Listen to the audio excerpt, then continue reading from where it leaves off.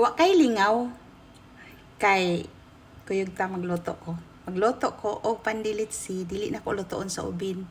1 cup na bread flour. 1 cup all-purpose. Tablespoon na skim milk. Half teaspoon nga salt. Mix. Halo. Maglagay ako ng fresh milk na 110 ml. 110 ml, so 1/2 cup. Warm na ha. Naka-warm na yan. 1/4 sa cup na brown sugar. 1 tablespoon na yeast, pero ano lang, nakalibel lang siya sa ano niya. Hintayin natin na mag-bloom yung yeast. Baka hindi na active. Ibig sabihin, wala nang bisa. Wala nang bisa ang kasal mo. Isang patak ng food color, egg yellow.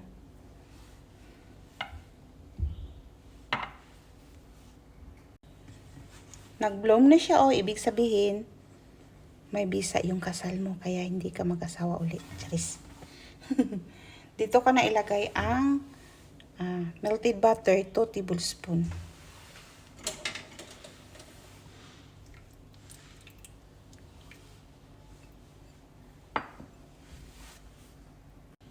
Isama ko na rin ang 1 dosinang egg. Itlog. Tanggalan mo ng itlog ang asawa mo para may pang-ano ka. Vanilla, estimated lang. Estimate lang mga half teaspoon. And 1 tablespoon oil. Mix. Hanggang yes.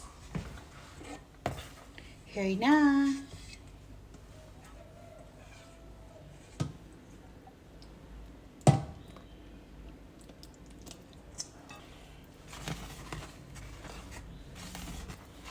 Pag ganito na gamitin na natin ang ating mga kamay. Mga kamay na putot.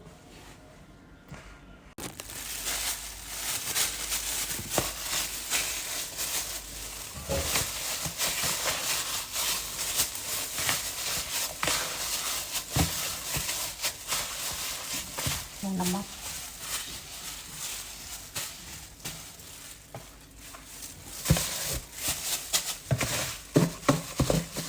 Dito ko lang i-massage. What's up? Dito lang.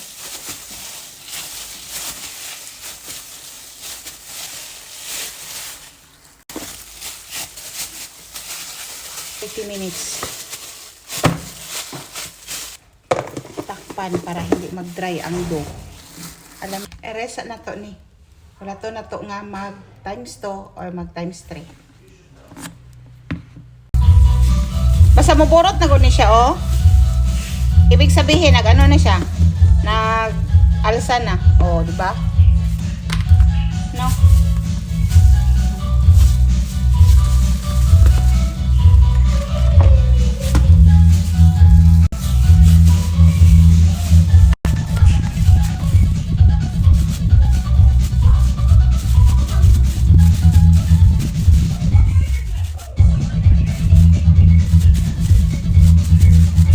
Tanggal ko claps kay sana disturbo. Paper dito natin ilagay.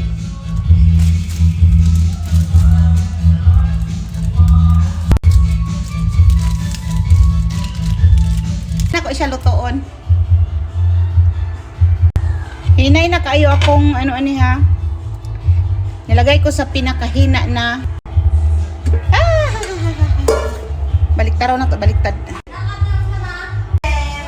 Ayan na, luto na.